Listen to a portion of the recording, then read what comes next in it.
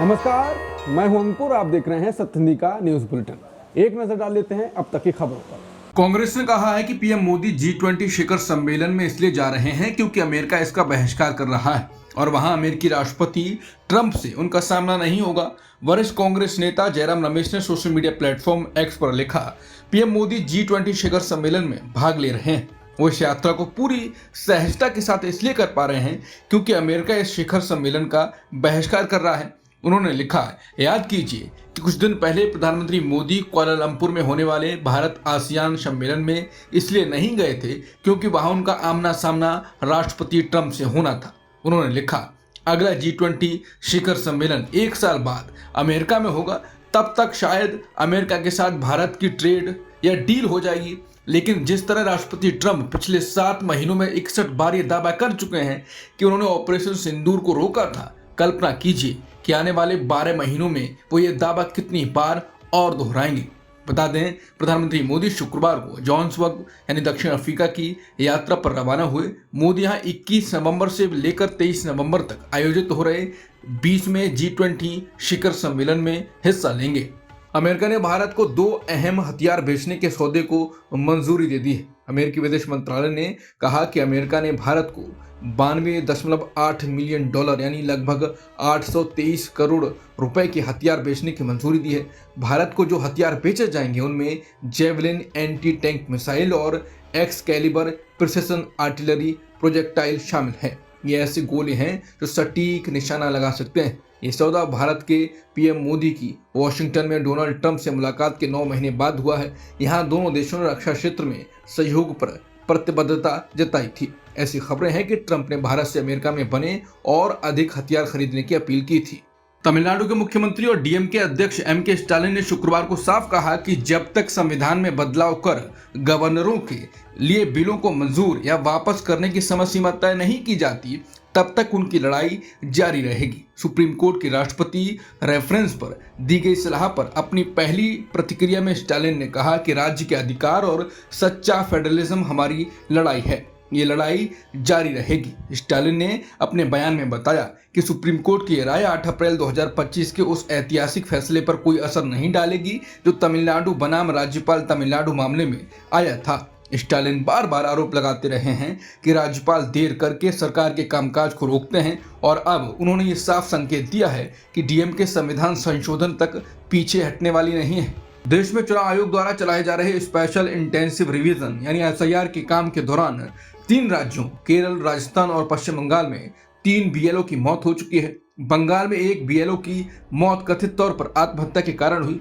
बढ़ते मामलों के बाद एसआईआर प्रक्रिया को लेकर सवाल गंभीर होते जा रहे हैं और संस्थागत जिम्मेदारी पर भी चर्चा तेज है।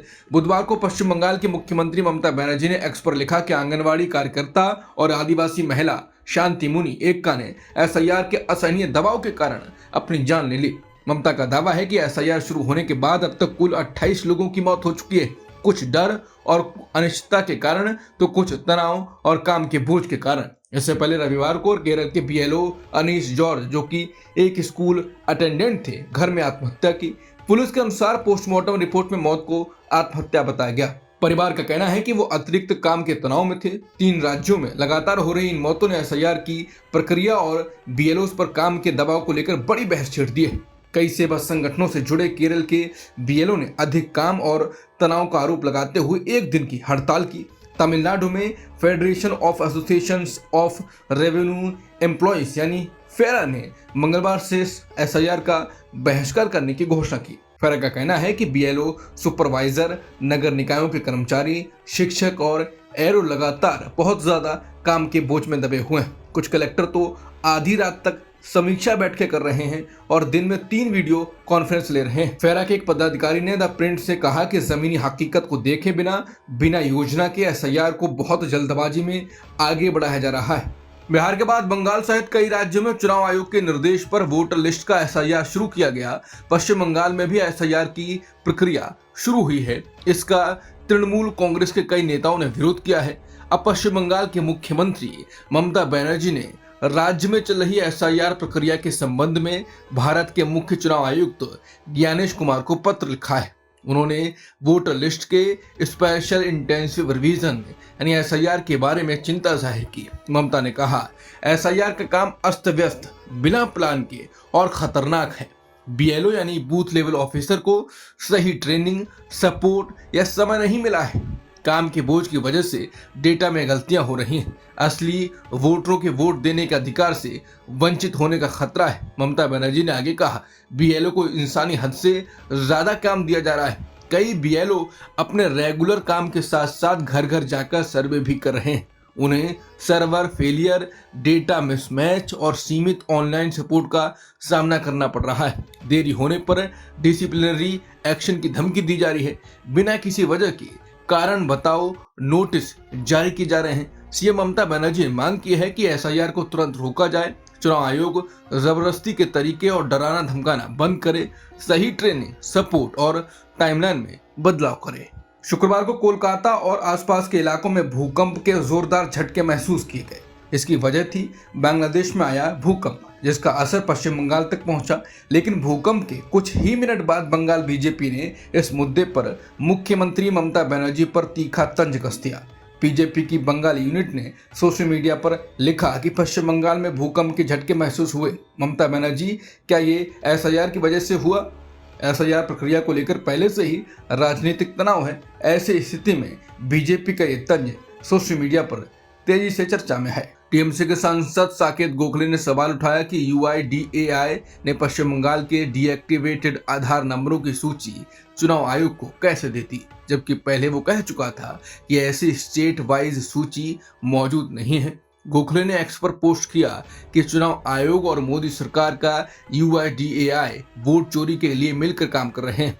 उन्होंने दावा किया कि हाल ही में यूआईडीएआई ने 30 से 32 लाख डीएक्टिवेटेड आधार नंबर चुनाव आयोग को दिए हैं और कहा ये नंबर मरे हुए लोगों के हैं। गोखले ने कहा, पिछले साल यूआईडीएआई ने उन्हें लिखित जवाब में बताया था कि उनके पास स्टेट वाइज और कारण वाइज डीएक्टिवेशन का डेटा नहीं है। यूआईडीएआई ने यह भी बताया था उस समय तक कुल 103 लाख आधार कार्ड डीएक्टिवेट किए जा चुके थे, जिनमें से 82 लाख उन लोगों के थे जिनकी मृत्यु हो चुकी थी।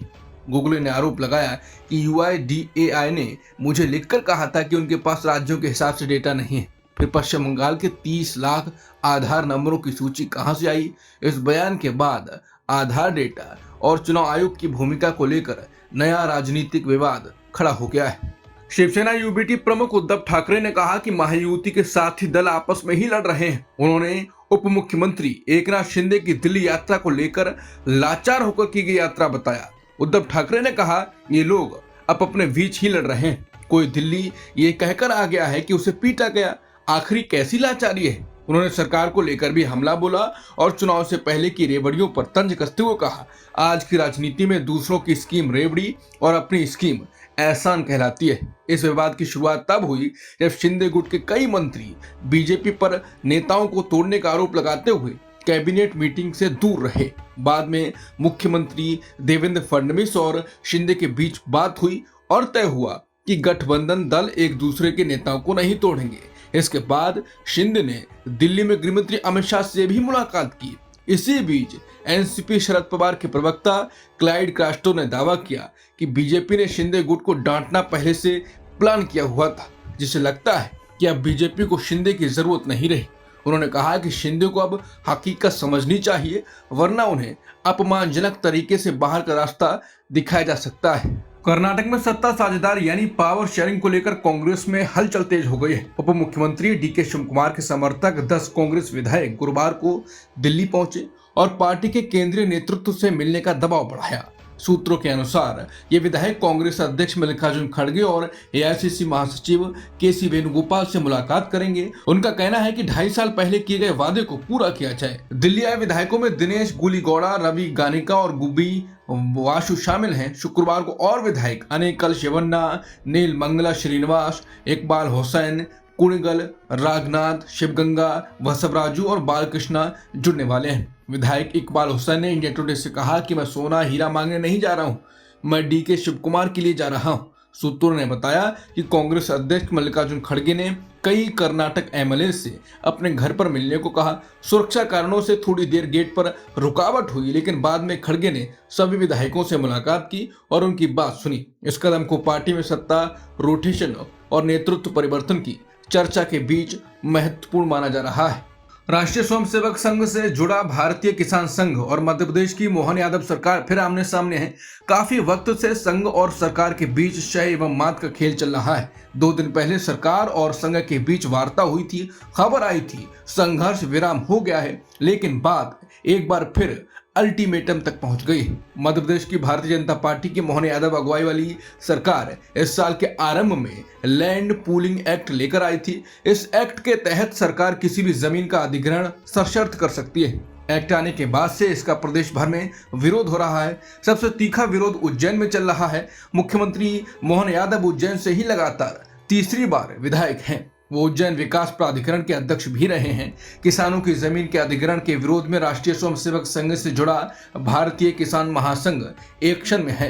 किसान संघ का आरोप है कि संघस्थ के नाम पर उज्जैन में 17 गांवों के किसानों की हजारों हेक्टेयर जमीन जबरिया हथियाई जा रही है। उज्जैन में साल 2028 में संघस्थ का आयोजन है। भारतीय किसान संघ के राष्ट्रीय सचिव मोहिन मिश्र और अन्य राष्ट्रीय पदाधिकारी कुलकर्णी दिनेश मीतो महीने उज्जैन पहुंचे। आंदोलन की अगुवाई की मोहिनी मिश्र ने तो खुलेआम अनेक आरोप मरते हुए यह तो कह दिया कि मोहन यादव केंद्रीय गृह मंत्री के नाम का दुरुपयोग कर रहे हैं। मिश्रा ने यह भी कहा, किसान अगर सरकार बनवाना जानता है तो सरकार को हटाना भी जानता है। ऐसे ही तेवर दिनेश कुलकर्णी ने दिखाए। किसान संघ के मध्य प्रदेश के अध्यक्ष कमल सिंह आंजना ने सत्यहिंदी से कहा कि दिल्ली बात पहुंचा दी गई है, नेतृत्व केंद्र के टच में है। उन्होंने कहा कि कुल 48 घंटों का अल्टीमेटम मध्य प्रदेश की सरकार को दिया गया है। अगर बात नहीं बनी तो पूर्व घोषित आंदोलन आरंभ कर दिया जाएगा। किसान उज्जैन में जुटे हुए हैं। दिल्ली की हवा एक बार फिर गंभीर श्रेणी में पहुंच गई है। बढ़ते प्रदूषण को देखते हुए दिल्ली सरकार ने सभी स्कूलों को आदेश दिया है कि वो बाहर होने वाली खेल गतिविधियां और स्पोर्ट्स तुरंत रोक दें। ये फैसला ऐसे समय में आया है जब सुप्रीम कोर्ट ने कल ही Commission for Air Quality Management से कहा था कि नवंबर और दिसंबर में होने वाली खेल प्रतियोगिताएं रोकने पर विचार करें। स्कूलों को निर्देश दिया गया है कि वो तब तक सभी आउटडोर एक्टिविटी बंद रखें जब तक एयर क्वालिटी में सुधार नहीं होता। दिल्ली में कार ब्लास्ट और 3 राज्यों में फैले व्हाइट कॉलर टेरर मॉड्यूल की जांच अलग अलग एजेंसियां कर रही हैं। इसी बीच फरीदाबाद पुलिस ने एक अलग स्पेशल इन्वेस्टिगेशन टीम यानी एसआईटी बनाई है। ये टीम अल फलाह यूनिवर्सिटी की गतिविधियों की जांच करेगी, क्योंकि इस मामले में यूनिवर्सिटी के कई डॉक्टरों को गिरफ्तार किया गया था। सूत्रों के मुताबिक जांच एजेंसियों ने एक कैब ड्राइवर, एक मौलवी और एक उर्दू टीचर को पूछताछ के लिए हिरासत में लिया है। फरीदाबाद पुलिस के अनुसार एसआईटी में 2 असिस्टेंट कमिश्नर, 1 इंस्पेक्टर और 2 सब इंस्पेक्टर शामिल हैं। ये टीम यूनिवर्सिटी के कामकाज पर एक विस्तृत रिपोर्ट तैयार कर रही है। राष्ट्रीय जांच एजेंसी यानी एनआईए ने गुरुवार को लाल किले के पास 10 नवंबर को हुए धमाके मामले में 4 और मुख्य आरोपियों को 10 दिन की कस्टडी में ले लिया है। इसके साथ ही इस केस में कुल गिरफ्तार लोगों की संख्या बढ़कर अब 6 हो गई है। ये चारों आरोपी श्रीनगर, जम्मू कश्मीर से एनआईए की हिरासत में लिए गए हैं। उन्हें पटियाला हाउस कोर्ट के जिला सेशंस जज के प्रोटेक्शन ऑर्डर पर दिल्ली लाया गया और कोर्ट में पेश किया गया। कोर्ट ने सुनवाई के बाद सभी आरोपियों को 10 दिन की एनआईए कस्टडी में भेज दिया है। केंद्रीय मंत्री और लोक जनशक्ति पार्टी रामविलास के प्रमुख चिराग पासवान ने कहा है कि उन्हें बहुत कुछ मिला है, वो लालची नहीं हैं और जितना मिला है उससे खुश हैं। बिहार में लोक जनशक्ति पार्टी रामविलास की ओर से उप मुख्यमंत्री पद की मांग करने से जुड़े सवाल पर चिराग पासवान ने कहा, मैंने वो समय भी देखा जब मेरे पास मुट्ठी भर लोग थे। मेरी पार्टी का एक विधायक भी नहीं था। एक सांसद वाली पार्टी पर प्रधानमंत्री ने भरोसा किया था। हमारी पार्टी तोड़ दी गई थी, लेकिन हमारे प्रधानमंत्री ने हम पर भरोसा जताया और हमें विधानसभा में 29 सीटें लड़ने के लिए दी।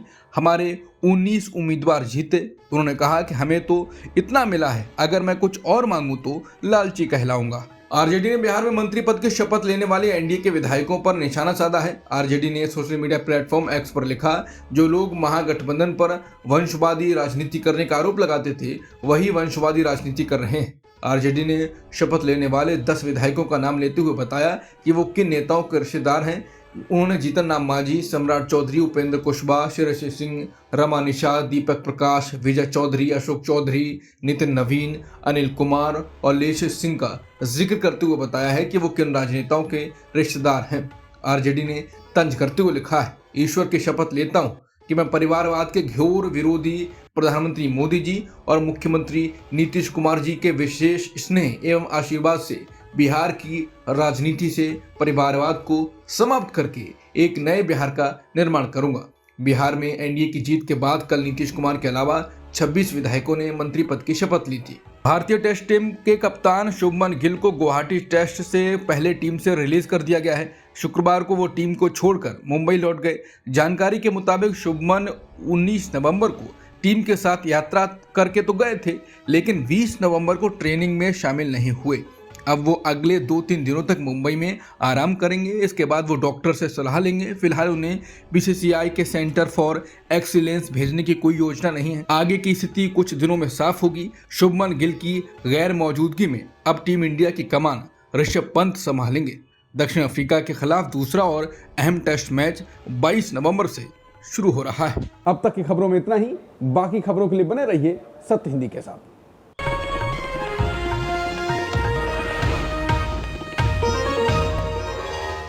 Copyright disclaimer under Section 107 of the Copyright Act 1976. Allowance is made for fair use for purposes such as criticism, comment, news reporting, scholarship, and research. Fair use is a use permitted by copyright statute that might otherwise be infringing.